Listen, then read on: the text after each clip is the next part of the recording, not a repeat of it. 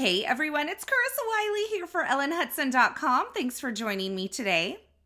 Today we are talking about Pantone's 2022 color of the year. It is called Very Peri, and I am going to give you a comprehensive overlook at this color, tell you what I think about it, and then we're going to talk about 4 ways to incorporate this color on your next card project. So I have pulled a bunch of products from my stash, and these are products that you may already have as well.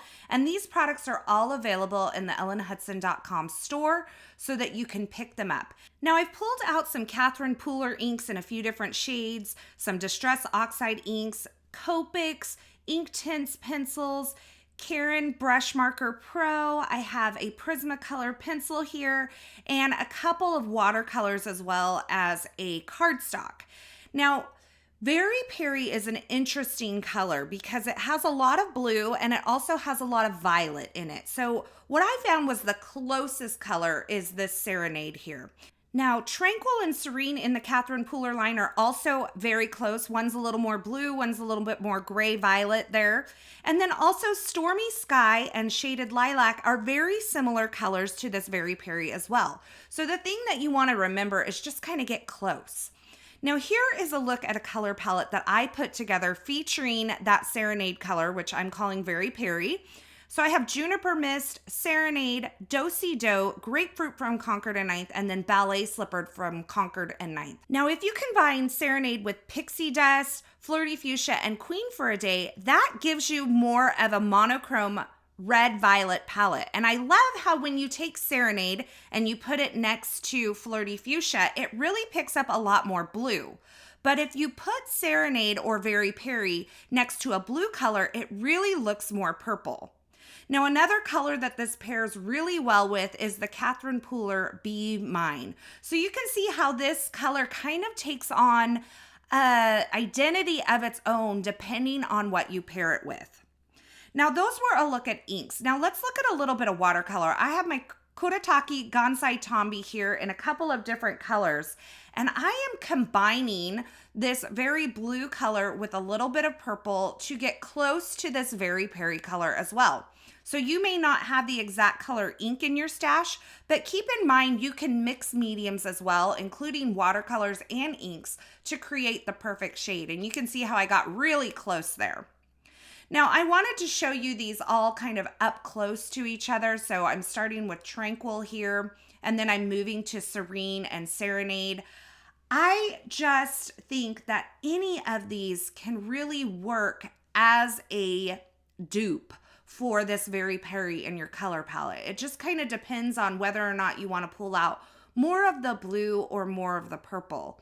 So this Stormy Sky, in my opinion, is a little bit more blue-gray, but I think if you mixed it with the Shaded Lilac or another purple color from the Distress Oxide line, you could probably get really close to the Very Peri color as well.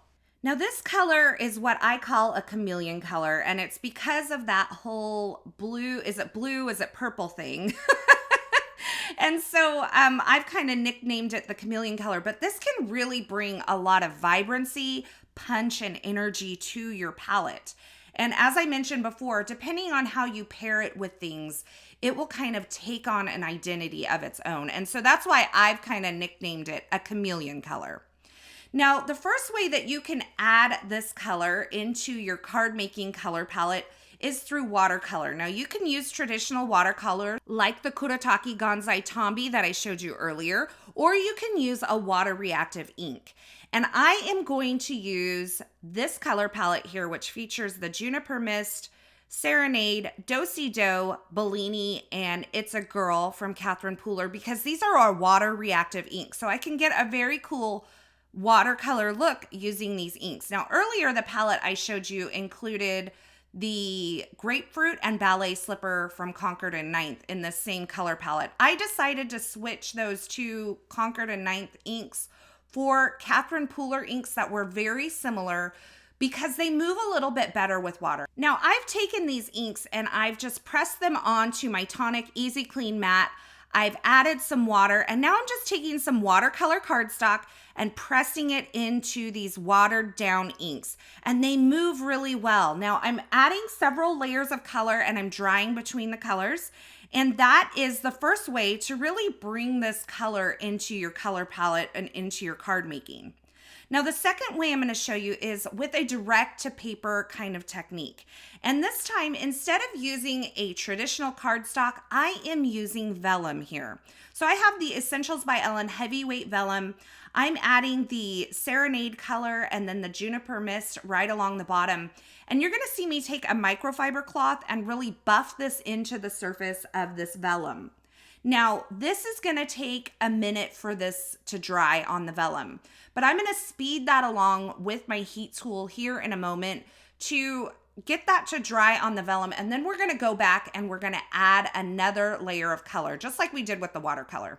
Now you can see I picked up a little bit of that Serenade on my Do-Si-Do ink pad. No worries. I'm just going to blot it on my microfiber cloth until that ink kind of comes off, and it is stained, but it is not transferring any of that ink. Now I'm going to finish off this color combo with a little bit of the grapefruit ink from Concord and Ninth. Once again, buffing it into the vellum. And then I'm going to heat this with the heat tool to set this. And I'm going to keep it moving because this is vellum and it will warp. Now this is gorgeous as it is, but I wanted the colors to be more intense. So I'm taking my mini brayer from Ranger and Tim Holtz here, and I am just picking up some ink from the ink pad on the brayer and kind of brayering it right over the areas of color that I've already created. Now you can see this gives a little more texture to that ink on the vellum as well. So I'm getting kind of those lines and some more texture marks, and I really actually enjoy this look. If you don't want the texture that the brayer is bringing, then go ahead and do the direct to paper once again to add another layer of color and intensify that ink. Now, I'm not going to buff this at all just yet. I'm going to take my heat tool and I am going to heat set this ink onto the vellum. You can see that that vellum is pretty wet. There's some really wet looking areas. But as I dry this will dry on the vellum. And once it's completely dry, it will not transfer off of the vellum onto other surfaces. So you can see I'm not getting any transfer there. So we have a few backgrounds, a couple with watercolor, one with direct to paper.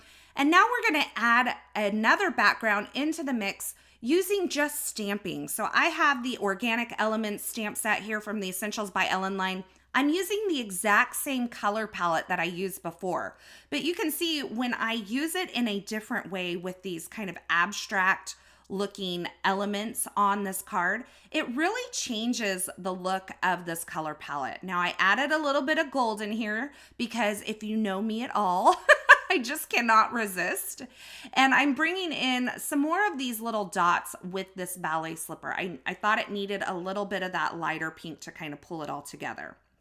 So this is the third way that you can add it on to your card project. It's just with regular old stamping.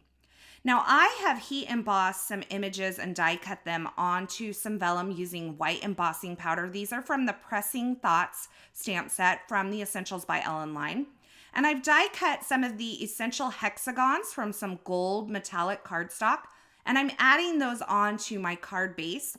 And you can see I die cut that background that I stamped earlier down, and I've matted it on some navy cardstock, and I'm going to pop that up onto this card base with those hexagons behind it. And that's going to complete card number 1 of the 3 cards that I'm creating today. So it's a really beautiful, easy card to create, and it has that punch of Very Peri right in the corner where it's kind of taking center stage. Now for my next card, we're going very Art Deco, and I am using the Essential Arches from the Essentials by Ellen line to die cut a panel, a window and a panel. And I'm going to use this vellum because I just can't resist it any longer. And I am using a hot foil plate from Pink Fresh Studio. It is called the Geo Tiles Hot Foil Plate. And I am going to use some Glimmer champagne colored foil to foil this pattern onto the vellum. This is so gorgeous. Now you're going to see here, I accidentally got a little foil on my plate, but that's okay. It's not going to hurt anything in the future. You can remove it with some acetone if you want, but I'm going to leave it there. I think it adds character.